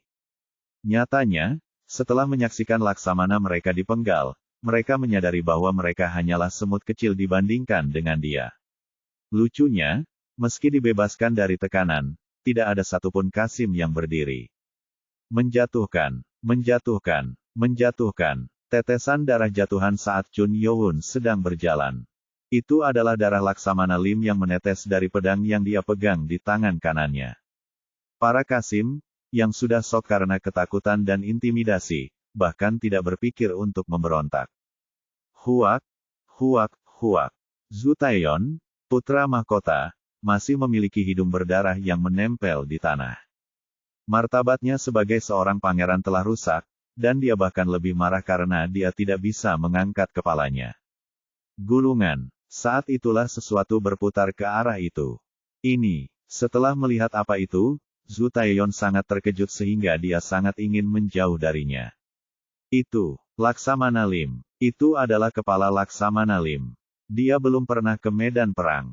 Ini adalah pertama kalinya dia melihat kepala manusia yang dipenggal. Dan karena itu adalah kepala seseorang yang sangat dia kenal, dampaknya bahkan lebih besar. Wah, karena tidak tahan melihatnya, dia akhirnya muntah. Zhu Taeyeon, yang muntah cukup lama, menatap Chun Youn. Sepanjang hidupnya, yang tanpa penghalang, Chun Youn adalah penghalang pertamanya. Siapa monster yang menghalangi jalanku untuk menjadi kaisar? Jika semuanya berjalan sesuai rencana, saya bisa memiliki segalanya di tangan saya. Kadang-kadang, untuk mengatasi rasa takut, membiarkan kemarahan mengambil alih itu efektif. Itu semua karena kamu. Beraninya kamu, anggota Yulin yang tidak berharga, menatap mata kaisar masa depan. Kuat, tubuhku. Bahkan sebelum dia bisa melepaskan amarahnya, tubuh sang pangeran mulai melayang di udara. Chun Youn maju 2 langkah dan mendekati Zhu Taeyeon, sebelum menghentikannya dengan dingin lalu berbicara. Lidah pembohong seperti itu perlu dipotong. Apa beraninya? Terima kasih atas kerja keras Anda bersama klan Pedang Dewa 6 bela diri, dalam upaya membujuk kultus saya, yang mulia putra mahkota. Kultus. Ketika Chun Youn menyebutkan klan dan mereka bergandengan tangan, mata Zhu Taeyeon melebar. Awalnya, dia mengira pria itu hanyalah seseorang yang membawa Zhu Taihan dari beberapa klan Yulin. Namun, pria itu mengatakan pada dirinya sendiri bahwa dia berasal dari sekte iblis. Tidak, iblis, pemujaan. Lihat, Anda memang mengenalkan kami dengan baik. Tidak, bagaimana kultus iblis bisa ada di sini, di istana? Ketika Zhu Taeyeon mengetahui bahwa Chun Youn berasal dari kultus iblis, dia tidak bisa menyembunyikan rasa malunya. Ketika mereka melaksanakan rencana tersebut, sebuah rencana yang diajukan oleh orang yang disebut Master Dogun, anggota dari klan Blade God Six Martial, dan Laksamana Lim, Master telah meyakinkan mereka bahwa tidak akan ada masalah dalam pelaksanaannya, rencana dan menyalahkan kejahatan pada Demonic Cult, karena terletak di selatan Sungai Kuning. Apa sebenarnya yang salah? Bahkan sebelum rencana eksekusi itu, Demonic Cult telah muncul. Zhu Taeyeon mencoba menggerakkan tubuhnya, tetapi tidak bisa. Chun Youn berbicara lagi. Senang mengenalmu. Sekarang tolong bersiaplah untuk membayarnya. Saat dia mengatakan itu, Chun Youn mengangkat tangannya penanda tanganan, dan Zhu Taeyeon, yang merasakan sesuatu yang tidak menyenangkan, berteriak dengan wajah pucat. Apa yang kau rencanakan? Saya putra mahkota kerajaan. Beraninya kamu membuat anggota keluarga kekaisaran. Gedebuk. Sebelum Zhu Taeyeon bisa menyelesaikannya, Chun Youn menggerakkan tangan skema, dan siku sang pangeran patah. Kuak. Tulang dari sikunya menonjol menembus kulit. Mustahil bagi putra mahkota Zhu Taeyeon untuk menahan rasa sakit seperti itu. Mengklik lidahnya, Chun Youn berbicara. Jadi bagaimana jika Anda berasal dari keluarga kekaisaran? Hah? Jika keluarga kekaisaran begitu tinggi dan perkasa, mereka seharusnya tidak menggunakan taktik murahan seperti itu. Para Kasim langsung geram mendengar teriakan pangeran mereka. Beraninya kamu, bagi Anda untuk menyakiti yang mulia. Mundur sebelum kami menagih Anda. Tidak peduli betapa takutnya mereka, kesetiaan mereka kepada keluarga kekaisaran lebih kuat. 3 Kasim, yang marah, melemparkan pedang gelombang tinggi mereka dan menyebar ke arah Chun Youn. Keren, keren, keren. Pedang, yang bisa melengkung seperti cambuk, diarahkan ke Chun Youn dari 3 arah. Aduh, apa ini? Tubuh mereka, yang seharusnya bergerak, berhenti. Tidak tahu apa yang terjadi pada mereka menjadi kaku seperti boneka, dan wajah mereka hancur menjadi ketakutan murni. Bahkan tanpa melihat mereka, Youn berbicara. Saya menganggap Anda tidak menghargai hidup Anda. Apa keinginan? Chun Youn mengangkat tangan kirinya dan berpura-pura sesuatu. Leher ketiga Kasim itu tiba-tiba putus. Retakan. Kuak. Menjerit kesakitan, mereka mati dengan leher terpelintir pada sudut yang aneh. Itu adalah contoh yang efektif. Menyadari bahwa Chun Youn tidak menunjukkan belas kasihan kepada siapapun, demi Kasim memucat. Dia membunuh mereka. Pria yang sangat kuat ini tidak peduli apakah itu pejabat kerajaan atau pangeran. Dia benar-benar tiran. Zhu Taeyeon, yang berteriak kesakitan karena lengannya patah, berteriak dengan mata berdarah. Kuak, beraninya kamu, makhluk tidak penting mematahkan lengan anggota keluarga. Huak, saya akan memastikan bahwa setiap anggota kultus iblis memiliki. Retakan, kuak, saat dia masih berteriak, lengan kiri Zhu Taeyeon juga patah. Seperti lengannya yang lemah, tulang yang menonjol dari siku. Zhu Taeyeon meninggalkan martabatnya sebagai anggota keluarga kekaisaran dan mulai menitikkan air mata. Orang ini benar-benar hebat. Baru pada saat itulah Zhu Taeyeon merasakan bahwa hidupnya dalam bahaya. Dia tahu bahwa jika pria yang berdiri di depannya marah, dia benar-benar akan membunuh semua orang. Orang-orang Yulin dan bahkan kepala klan akan selalu menampilkan kepala mereka di hadapan keluarga kekaisaran dan pejabat kekaisaran, tetapi pria ini sama sekali tidak akan melakukannya. Ini adalah sekte iblis. Ini sama sekali berbeda dari Yulin. Bahkan tanpa berkedip, dia telah mematahkan lengan putra mahkota. Seolah belum selesai, Chun Youn menggerakkan tangannya sekali lagi. Aneh. Ketakutan meresap ke tulang Zhu Taeyeon saat dia khawatir sesuatu yang lain di tubuhnya akan rusak, jadi dia berteriak. Jangan, saya menyimpang dari jalan yang benar. Tidak ada pangeran yang akan mengingkari janjinya. Tolong biarkan aku pergi. Aku mohon padamu. Kata-kata meminta maaf keluar dari mulut yang sombong. Dia tahu bahwa kata-kata arogan akan menyebabkan kematian. Saat dia terus berteriak minta maaf dan meneteskan air mata, Chun Youn berada di dekatnya. Jika kamu terus berbicara omong kosong, aku akan bisa memotong lengan. Sayang sekali aku tidak sempat melakukannya. Apa? Menakutkan. Hanya kata-kata itu yang menyebabkan putra mahkota memburuk ketika rasa dingin menjalar di punggungnya. Chun Youn memandang seseorang dan membuka mulutnya lagi. Yah, karena kemarahanku telah teratasi sampai batas tertentu, aku akan menyerahkan yang mulia kepada pangeran seperti yang mengizinkannya. Dijanjikan. Tubuhnya, yang mengapung, mulai bergerak. Chun Youn menggerakkan tangannya ke arah tertentu dan tubuh putra mahkota mengikutinya. Tubuh Zhu Taeyeon bergerak menuju Zhu Taihan. Gedebuk. Kuak. Dia jatuh ke lantai saat kekuatan yang menahan tubuhnya menghilang. Lakukan apapun yang kau mau di sana. Mendengar kata-kata Chun Youn, senyum di wajah Zhu Taihan sampai ke telinga. Apakah lenganmu baik-baik saja, saudara laki-laki? Suaranya tidak mengandung satu pun kekhawatiran. Sebaliknya, itu lebih dekat dengan sarkasme. Zhu Taihan, Anda bajingan. Zhu Taiyon berada di lantai tidak merasakan apa-apa selain rasa malu, sementara Pangeran Zhu Taihan memandang rendah dia dengan senang hati. Bagaimana saya bisa jatuh ke posisi yang begitu panas? Saat situasi berbalik melawannya, putra mahkota menyesali pilihannya. Akibat keserakahannya, dia ingin kesamaan Zhu Taihan dan bahkan panglima tertinggi, tetapi keserakahannya hanya membawa penghinaan. Zhu Taihan berbicara kepadanya, apakah kamu akan mengakui kehilanganmu? Sangat menakutkan bahwa rencana Anda yang disusun dengan hati-hati telah gagal total. Gedebuk. Mendengar kata-kata itu, Zhu Taiyon nyaris tidak membuka mulutnya dan berbicara dengan gigi yang menggerutu. Saya menyaksikan kematian Laksamana Lim. Tidak peduli berapa banyak saksi yang ada, apakah Anda benar-benar berpikir bahwa Yang Mulia akan mempercayai putra seorang selir selain saya? Rencananya pasti gagal. Namun, meski gagal, ada kelemahan fatal bagi Zhu Taihan. Dia adalah anak seorang selir, dan bukan permaisuri. Bahkan jika Zhu Taiyon disingkirkan, bantuan kaisar akan jatuh ke tangan pangeran ketiga Zhu Taeseong.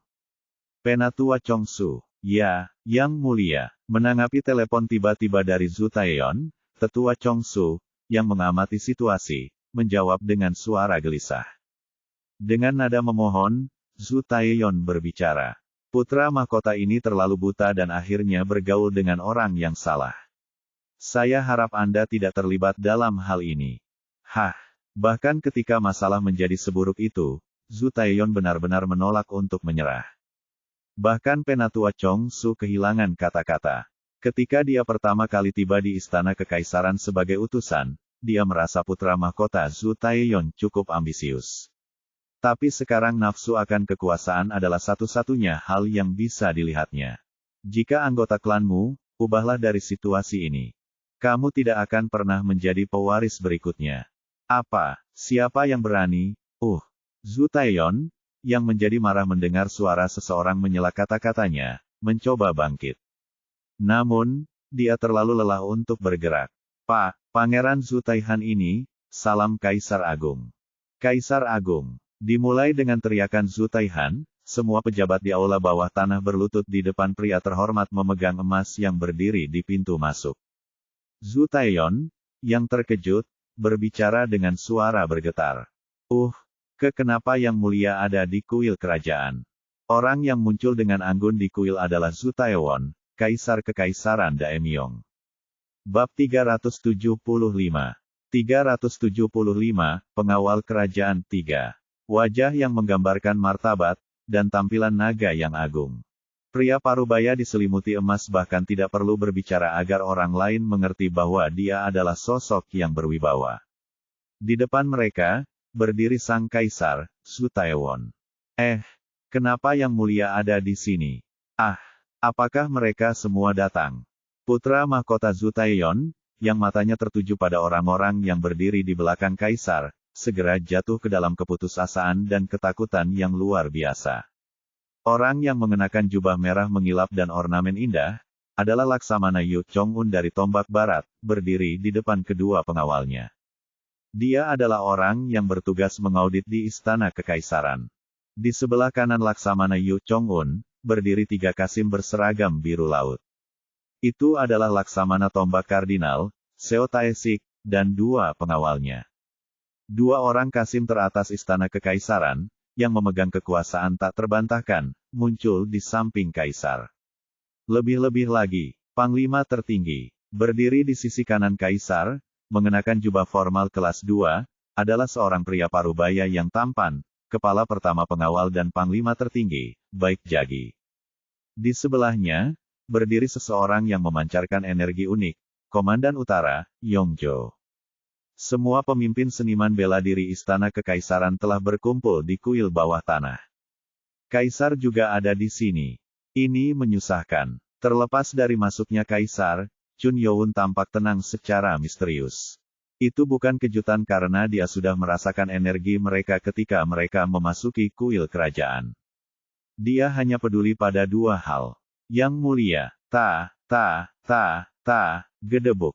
Zhu Taiyon, yang sangat terkejut dan tidak percaya, segera berlari ke kaisar dan berlutut. Kedua lengan yang patah, sikunya yang mencuat, dan hidungnya yang berdarah, menggambarkan kerinduan tanpa ampun dan penderitaan menyakitkan yang dialaminya. Yang mulia, tolong selamatkan saya. Pangeran berencana untuk membunuhku, Laksamana Lim kehilangan nyawanya dan aku dipukul dan terluka. Petik 2. Pangeran Zhu Taihan tidak bisa menahan nafas saat dia mendengar kata-kata putra mahkota dan menyadari perubahan sikapnya yang tiba-tiba. Dia selalu tahu bahwa putra mahkota berperilaku berbeda di depan kaisar, dan seperti yang diharapkan, putra mahkota tidak banyak menyimpang dari sifatnya.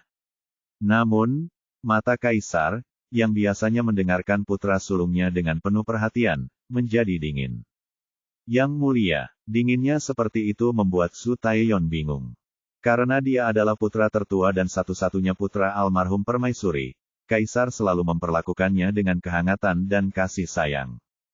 Namun, pada saat itu, mata kaisar penuh dengan kekecewaan dan ketidakpercayaan. Tidak, itu tidak benar. Yang mulia, tidak, ayah. Ini semua. Tidak bisa kamu tutup mulut saja. Zhu Taiyon berusaha mati-mati untuk menenangkan kaisar, tetapi ekspresi menegangkan pada saat itu. Saat kaisar meneriakinya, pikiran Zhu Taiyon menjadi kosong. Apakah aku, kaisar, tidak memiliki telinga dan mata? Saya selalu memberi Anda kesempatan kedua ketika Anda melakukan kesalahan, tetapi kali ini Anda melewati batas. Ini bukan. Apakah Anda berpikir bahwa saya tidak akan mengetahui apa yang Anda dan rekan Anda lakukan? Petik 2 tanda seru petik 2. Kata-kata tajam kaisar mengiris begitu dalam di hati Zhu Taiyon sehingga kata-katanya tersangkut di tenggorokannya. Meskipun dia berhasil mendapatkan dukungan dari banyak pejabat, termasuk Laksamana Lim, menjadikan mereka sekutu tersumpahnya, kekuasaan di istana kekaisaran selalu berputar di sekitar kaisar. Ini berarti tidak ada sudut di dalam istana kekuasaan di mana mata dan telinga kaisar tidak ada. Tidak, itu salah paham. Laksamana Lim dan saya menemukan bahwa pangeran kedua telah bekerja sama dengan kultus iblis untuk mencuri harta yang mulia, kaisar. Kekecewaan kaisar semakin dalam pada kata-kata Zhu Taiyon, karena dia dengan putus asa tidak diperbolehkan. Kaisar memanggil Seo Taesik, Laksamana Kardinal Tombak, yang berdiri di belakangnya. Laksamana Seo, ya, yang mulia, panggil mereka. Setelah mendengar perintah kaisar, Laksamana Seo Taesik memandangi para pejabat di ruangan itu dan berteriak. Tugas inspeksi telah berhasil melaksanakan perintah yang mulia. Pemeriksaan. Zhu Taiyon tidak mengerti apa yang dikatakan, terutama pemeriksaan yang mereka bicarakan. Tapi dia segera tahu. Di antara Kasim Tombak Timur yang berbaring telentang di lantai dan menundukkan kepala, 5 Kasim bangkit dan mendekati kaisar yang berada di dekat pintu masuk. Siapa mereka? Para Kasim yang mendekati kaisar dengan cepat berlutut. Orang yang memimpin berteriak. Pemimpin kelompok Kardinal Spear, Sim Hyung, telah menyelesaikan tugas inspeksi dan menyapa yang mulia. Bicaralah. Wajah Zhu Taiyon mengeras. Yang mengejutkan, Kasim kelima itu adalah anggota Kardinal Spear. Mengapa mereka ada di sini? Zhu Taiyon terlalu terkejut untuk mengerti. Dia tidak pernah mengharapkan hal seperti ini terjadi. Dia mengira mereka adalah Kasim Spear yang telah bekerja bersamanya. Apalagi pemimpin kelompok Tombak Timur, Kasim yang telah menjanjikan jabatan wakil Laksamana, bingung. Sialan, kami melakukan yang terbaik untuk menemukan mata-mata itu, dan mereka ada di samping kami sepanjang waktu. Yang disebut Tombak Timur bahkan tidak tahu bahwa masih ada mata-mata Tombak Barat dan Tombak Kardinal di dalamnya. Untuk mencegah organisasi Kasim ketiga menjadi kecanduan kekuasaan dan untuk menjaga semua orang tetap terkendali, masing-masing memiliki mata-mata sendiri di dalam 2 organisasi lainnya. Namun, Tombak Timur berpikir bahwa mereka telah menyingkirkan semua mata-mata, jadi sangat tidak terduga melihat 5 mata-mata tiba-tiba muncul. Ya, Mengidentifikasi mata-mata adalah tugas berat ketika sebuah organisasi terdiri dari banyak orang. Laporan. Kami telah menerima pesanan. Pemimpin rombongan, yang telah menyelesaikan pemeriksaan atas perintah Laksamana Seo Taesik, menceritakan semua yang dia ketahui tentang rencana Zhu Taeyeon dan Laksamana Lim. Sekitar setengah tahun yang lalu ketika saya memulai tugas saya sebagai penjaga Tombak Timur. 3 bulan yang lalu, kami memperhatikan bahwa putra mahkota sering mengunjungi East House, markas besar East Spear. Dan, karena dia bukan anggota tingkat tinggi, dia tidak dapat mengumpulkan detail lengkap tentang apa yang terjadi, tetapi dia menyadari bahwa Zhu Taeyeon telah bergandengan tangan dengan anggota klan Blade God Six Martial. Mulut petugas Kardinal Spear melebar sementara wajah Zhu Taeyeon menjadi seputih hantu. Setelah seluruh laporan diberikan, Kaisar berbicara dengan suara dingin. Apakah kamu baru saja menyerang kuil kerajaan dan penjaga, hanya untuk naik tahta? Yang mulia, saya sangat kecewa. Ini adalah kesalahanku bahwa kamu menjadi seperti ini. Kamu seharusnya dibesarkan dengan ketat seperti pangeran lainnya.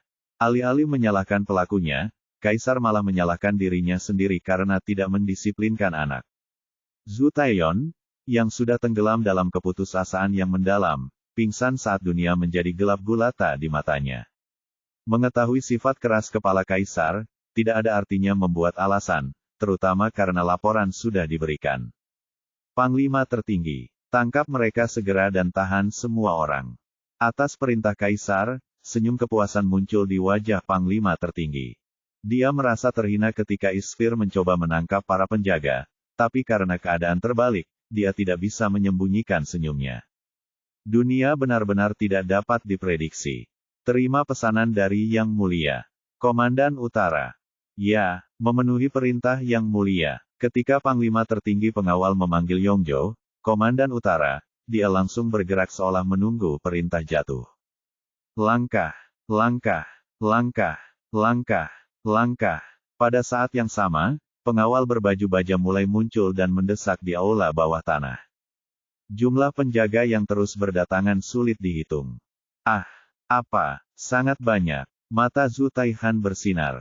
Saat barisan pengawal terus mengalir seperti udara, seluruh aula tampak dipenuhi oleh mereka. Jumlah pengawal sudah mencapai 200. Komandan Utara kemudian dengan keras memerintahkan mereka. Tangkap semua Kasim Tombak Timur. Ya, kemarahan dan kegembiraan muncul di wajah para pengawal karena mereka telah menunggu hari ini juga. Kesempatan emas untuk membayar kembali para Kasim atas semua perlakuan buruk yang telah mereka lakukan kepada mereka. Jangan bergerak. Petik 2. Petik 2. Laksamana Lim sudah mati, dan Kaisar sendiri sepertinya mengirim jiwa mereka ke neraka. Para Kasim sudah menyadari bahwa Tombak Timur akan menjadi sejarah yang terlupakan. Satu-satunya hal yang tersisa untuk mereka lakukan adalah diseret dengan tali. Kaisar tidak berhenti di situ, dan dengan suara yang masih penuh amarah, dia menunjuk Zhu Taeyeon dan memberi perintah lain. Bawa dia juga, dan kunci dia di istananya. Atas perintah Kaisar, para pengawal mendekati Zhu Taeyeon yang sedang berlutut di lantai. Maafkan kekasaran kami, Yang Mulia, kamu. Karena dia dari keluarga kekaisaran, para pengawal tidak bisa mengikatnya dengan tali, jadi mereka mengangkatnya dengan lengan yang patah. Zhu Taeyeon, yang diseret keluar, berteriak keras, menyadari bahwa ini adalah kesempatan terakhirnya. Ayah, Anda tidak dapat melakukan ini. Bajingan kotor Zhu Taeyeon itu berkolusi dengan anggota Yulin dan juga dengan kultus iblis. Dia membunuh Laksamana Tombak Timur dan membuatku seperti ini. Mengapa Anda memperlakukan saya seperti ini? Dia menangis dan berteriak, tetapi Kaisar bahkan tidak memandangnya. Kekecewaan yang dirasakan telah mencapai puncaknya. Ayah, lucu banget. Impian bahagia Zhu Taeyeon untuk mendapatkan semua yang dia inginkan, dalam waktu yang sangat singkat, berubah menjadi mimpi buruk yang mengerikan. Lebih mengejutkan lagi, bahkan setelah diseret keluar, ayahnya, Sang Kaisar, tidak menanggapinya. Yang Mulia mengambil langkah lebih maju, jadi rencana putra mahkota berakhir dengan kegagalan. Seorang kaisar yang berhati dingin, yang tidak membiarkan ketidakadilan terjadi, bahkan ketika dilakukan oleh putra kesayangannya. Ketika suara putra mahkota tidak lagi terdengar di aula bawah tanah, Kaisar bergerak dengan langkah mantap dari pintu masuk ke tengah aula. Sekarang urusan putraku tercinta sudah diurus, aku harus mengurus urusan lain. Ah, diikuti Kaisar, kedua Laksamana, pelayan mereka, Panglima tertinggi, dan Panglima Utara bergerak, tetapi itu bukanlah akhirnya. Kasim dari tombak barat dan tombak kardinal masuk dan membentuk dua barisan, mengelilingi batas luar aula. Dia membawa semua orang. Zhu Taihan tidak bisa menenangkannya. Dia memikirkan semuanya telah terselesaikan, tetapi tampaknya itu bukan masalahnya. Ada sekitar 400 orang di aula saat ini. Berbeda dengan Kaisar yang masih memaksakan, ekspresi kedua Laksamana, dan Panglima tertinggi, terdistorsi. Alasannya sederhana. Betapa kasarnya. Beraninya kau berdiri tegak ketika Yang Mulia, Kaisar Agung Kekaisaran, telah tiba. Panglima tertinggi berteriak dengan marah. Sebelumnya, ketika Kaisar tiba di aula bawah tanah kuil kerajaan, Zhu Taihan dan yang lainnya langsung berlutut. Namun, ada beberapa orang yang tidak melakukannya. Mereka adalah Chun Youn, seorang pria berambut hitam panjang, dan 4 orang yang mengenakan seragam pengawal. Kaisar tutup mulut karena dia memutuskan untuk bersumpah dengan putra dan tombak timur terlebih dahulu, tetapi sekarang setelah mereka disingkirkan, tindakan 4 orang ini tidak dapat diterima olehnya. Unit itu berantakan. Tampaknya mereka milik unit selatan, tetapi bagaimana mungkin orang-orang ini melakukan penghujatan seperti itu di hadapan Yang Mulia? Di mata Panglima tertinggi, baik Jagi, orang-orang berseragam pengawal harus berlutut dan menyapa Kaisar. Tentu saja, bukan hanya para penjaga, siapapun di kekaisaran harus berlutut di depan Yang Mulia. Yah, kamu tahu, aku tidak bisa berlutut sekarang. Wuih, Yang Mulia. Kaisarlah yang menghentikan Panglima tertinggi untuk maju. Ketika Kaisar mengangkat tangannya dan memberi isyarat untuk berhenti, Panglima tertinggi ingin mengatakan sesuatu. Tidak mematuhi perintah Kaisar berarti tetap terjaganya otoritasnya. Apakah ini anggota Wulin yang datang bersamamu? Zhu Taihan yang masih terkejut.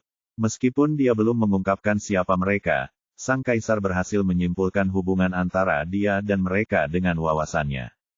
Tentu saja, itu hanya ramalannya, semata-mata berdasarkan fakta bahwa mereka belum pingsan.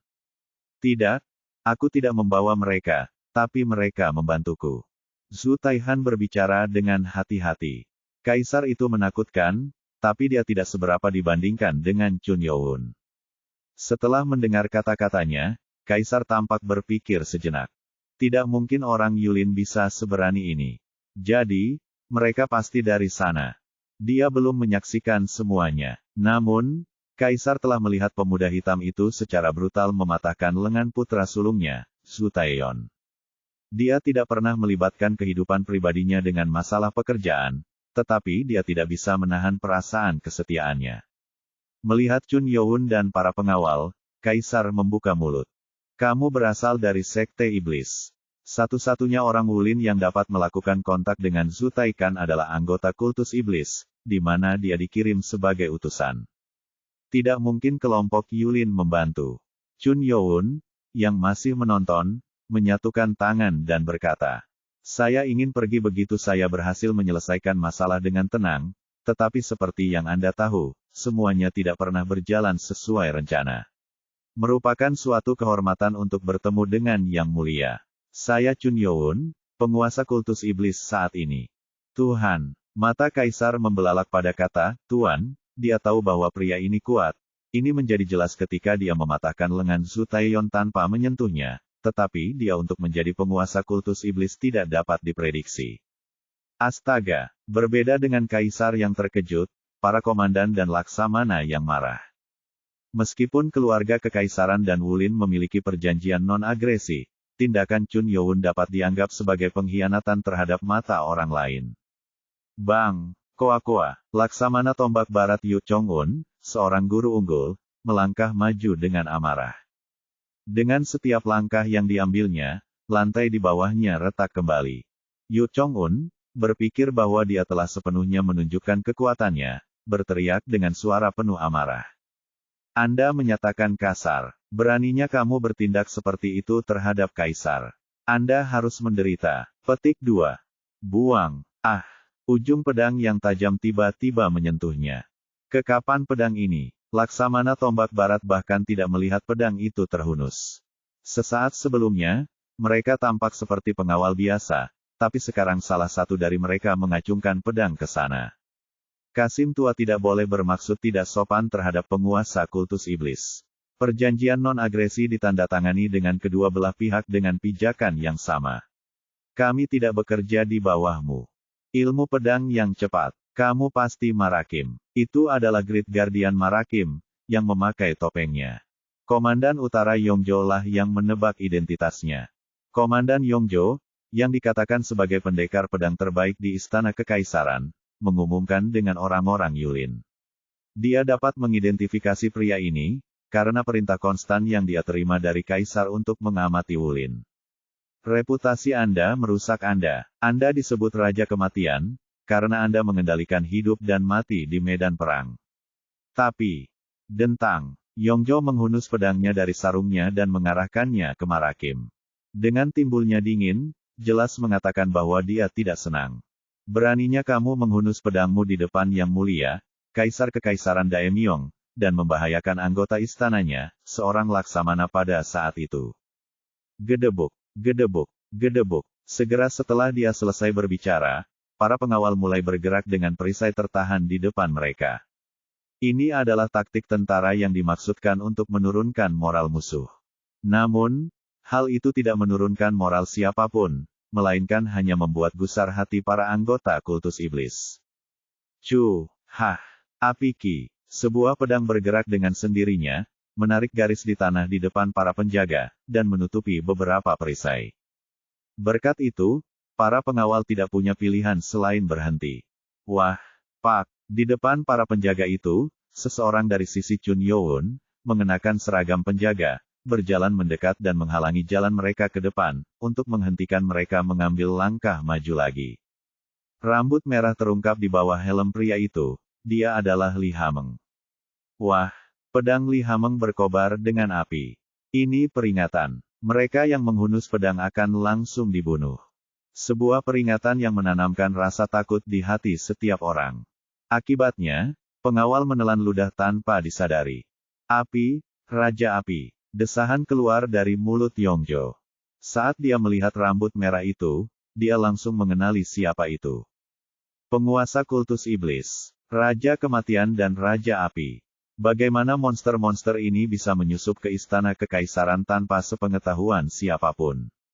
Aduh, Lord of the Demonic Cult yang baru tidak terlalu terkenal di istana, tetapi semua orang di Wulin tahu seberapa kuat kedua penjaga itu.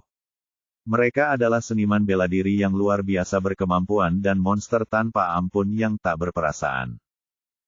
Salah satu orang yang masih gemetar tiba-tiba berdiri. Seorang wanita dengan tubuh menggoda dan rambut jatuh ke pinggangnya. Para komandan mengenalnya dengan sangat baik.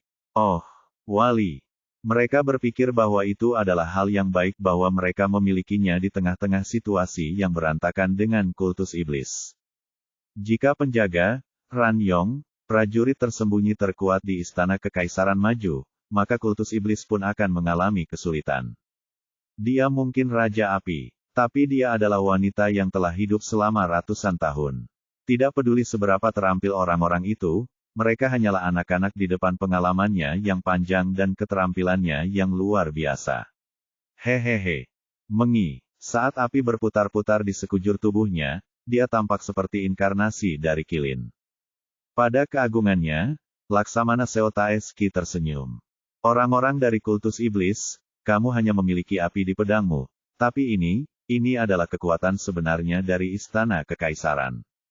Hiing, tunggu. Laksamana Seotaesik, yang merasa menang, tidak dapat mempercayai matanya. Api Ranyong, yang seharusnya mengancam kultus iblis, tiba-tiba menyelimuti para pengawal dan Kasim. Mereka diisolasi dari sekutu mereka. Ini, Wali, apa maksudnya ini?